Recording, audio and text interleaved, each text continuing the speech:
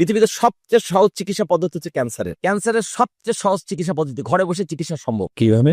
এই মেডিকেল সায়েন্সের আদি বাবা হিপোক্রেটিসের ফর্মুলা, তাকে না খাইয়ে রাখো, প্রাকৃতিক জীবন্ত খাবার খাইয়ে বাঁচিয়ে রাখতে পারলে তার শরীর থেকে ক্যান্সারের সকল কোষ রিমুভ হয়ে যাবে। চ্যালেঞ্জ দিচ্ছি, যে কেউ এই চ্যালেঞ্জ গ্রহণ করতে পারে। আর সবচেয়ে কঠিন রোগ বলা হয় বা ধারণা করা হয় বা দেখা যাচ্ছে ক্যান্সার। আর আমি বলি প্রাকৃতিক রীতিনীতি সম্পর্কে আমার যেটুকু এতদিনের জ্ঞান অর্জন, ধর্মীয় বই পড়ে আমি যেটুকু বুঝছি, পরিষ্কার কথা, পৃথিবীতে সবচেয়ে সহজ চিকিৎসা পদ্ধতি হচ্ছে ক্যান্সারের, আর সবচেয়ে কঠিন চিকিৎসা পদ্ধতি হচ্ছে জ্বরের। কি বলেন, এটা কিভাবে? এটা কিভাবে সহজে বুঝাই দিচ্ছি। ক্যান্সার কঠিন রোগ, আসলে এটা রোগ না। ক্যান্সার কোনো রোগই না। ক্যান্সার হচ্ছে শরীরের কিছু কোষের অস্বাভাবিক আচরণ, মানে যে কাজটা তার করার কথা তার বাইরে গিয়ে সে আচরণ করছে, উদ্ভট আচরণ করছে, ফুলে যাচ্ছে, বিকৃতি আকার ধারণ করছে, এটা হচ্ছে ক্যান্সার। কিন্তু ক্যান্সারকে কেন আমি সহজ বলছি, কারণ দেখবে ক্যান্সারই শুধু শেষ কথা না, বলবে ব্লাড ক্যান্সার, বলবে স্টমাক ক্যান্সার, বলবে বোন ক্যান্সার। দ্যাট মিনস আপনার পুরো শরীরের কোন জায়গাটা অস্বাভাবিকত্ব অলরেডি আইডেন্টিফাইড। জ্বর হলে আপনি বুঝতে পারছেন না, না ক্যান্সারটাকে ক্যান্সার হলে বোঝা ক্যান্সার হলে, ক্যান্সারটা তো শুধু ক্যান্সার বলছে না, বলছে অমুক অঙ্গটা, অমুক জায়গায়। হ্যাঁ, তার মানে অলরেডি আইডেন্টিফাইড। আচ্ছা সহজে আমি বলি, আপনাকে আমি এভাবে বুঝাই।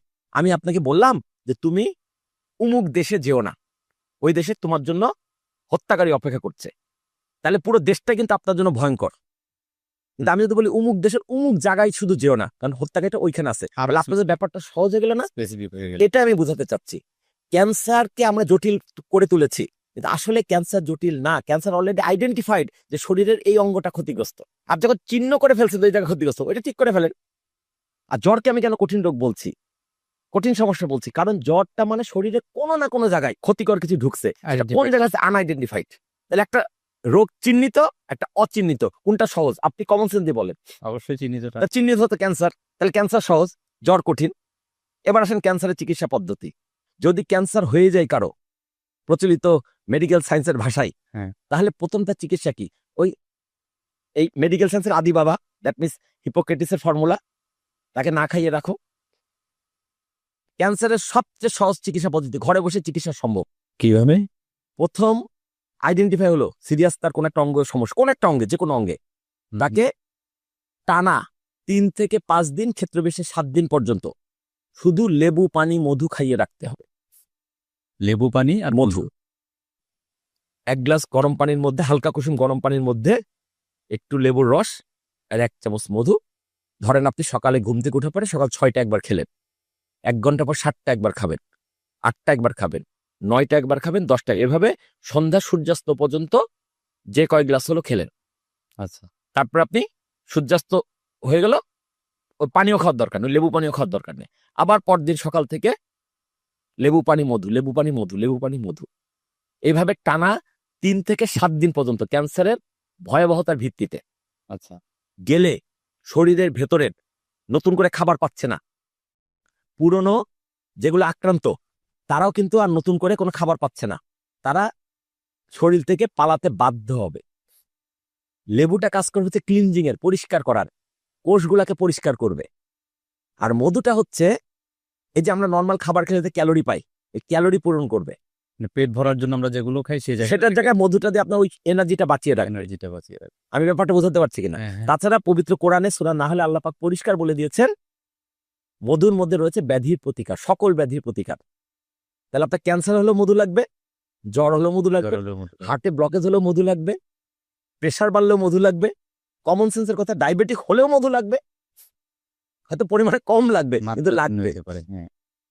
মধু হচ্ছে সকল রোগের চিকিৎসা, মধু বাদে কোনো চিকিৎসা হতে পারে না। আর আমরা ড্রাগসকে সকল রোগের চিকিৎসার উপাদান বানিয়ে ফেলেছি। ভুলটা কোথায় হচ্ছে বোঝেন। কেমোথেরাপি ক্যান্সারের কোনো চিকিৎসা নয়, এটা শুধু চিকিৎসা ব্যবসায়ীদের ব্যবসা হয়। কেমোথেরাপি দেওয়ার কারণে তার মৃত্যুটা ত্বরান্বিত হয়। কেমোথেরাপি নাম দিয়েছে, আসলে এটা কেমিক্যাল থেরাপি। তার মানে শরীরের মধ্যে রক্তে ডাইরেক্ট ইনজেকশনের মাধ্যমে এমন কিছু কেমিক্যাল ঢুকানো হচ্ছে, বলা হচ্ছে এগুলো গিয়ে, এই কেমিক্যালগুলো গিয়ে তোমার শরীরের যেখানে যেখানে ক্যান্সার আক্রান্ত কোষ আছে ওগুলোকে শেষ করবে। কিন্তু বাস্তবতা হচ্ছে এটা একটা প্রোটোকল মাত্র, কোনো গ্যারান্টি নাই যে কেমোথেরাপির ওই কেমিক্যালটা গিয়ে শুধু ক্যান্সার আক্রান্ত কোষকে মেরে ফেলবে। যদি মারেও একটা দুটাও হলেও বাদ পড়ে যাবে, কিন্তু আসলে একটা অনেকগুলো বাদ পড়ে যায়। উল্টো দিকে শরীরে ভালো কোষগুলাকে ও কিল করে ফেলে, সেগুলোকে মেরে ফেলে। তার মানে একটুখানি বাঁচার আশায় আরো বড় ক্ষতি করে ফেললাম। এই জন্য চুল পড়ে যায়, অসুস্থ হয়ে যায়। আমি কেমোথেরাপি কেন নিচ্ছি বা ক্যান্সার রোগী কেন নিচ্ছে? ক্যান্সার থেকে বেরিয়ে আসার জন্য। তো ক্যান্সার থেকে তো বেরিয়ে আসতে পারছে না, উল্টো তার শরীরের 12টা বেজে যাচ্ছে। তো অনেকেই যে ভালো হচ্ছে সেটা কে ভালো হচ্ছে? চ্যালেঞ্জ। একটা রোগী আপনি দেখান অনেকে ভালো হচ্ছে, আন্দাজ একটা কথাই গণমাধ্যম বলে দিলে, একটা নাম ঠিকানা ফোন নাম্বার দেন, আমি চেক করে দেখবো। ক্যান্সারের ক্যান্সার কখনো কেমোথেরাপি দিয়ে ভালো হবে না। ক্যান্সার যদি ভালো হয় লেবু পানি মধু চিকিৎসাতে ভালো হবে। আরো পরিষ্কার করে বলে দেই, ক্যান্সার আক্রান্ত রোগীকে প্রথমে 7 দিন নিতে বললাম লেবু পানি মধু থিওরি ফর্মুলা দেবে, এটাকে বলে জল চিকিৎসা। এরপরে তাকে কোনো রান্না করা খাবার খাওয়ানো যাবে না।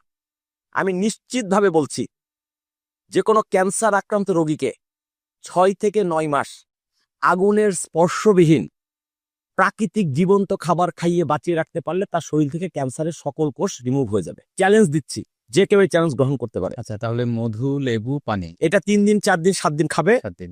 এর বাইরে অন্য কিচ্ছু খাওয়া যাবে না। প্রাকৃতিক খাবারগুলো কি কি খাবে? কিচ্ছু খাবে না এই 7 দিন। কেন খাবে? একটু আগে কি বুঝাইলাম, রোগাক্রান্ত অবস্থায় রোগকে খাবার দেওয়া মানে রোগকে খাবার দেওয়ার মতো। এটা তো 7 দিন খেলো, 7 দিন খেলো, 9 মাস। বাকি 9 মাস প্রাকৃতিক খাবার, প্রকৃতির ফল খাও, গাছ থেকে পাড়া ফল খাও, শাকসবজি খাও। তবে আবার কেমিক্যালের সার দিয়ে তৈরি করা হবে না।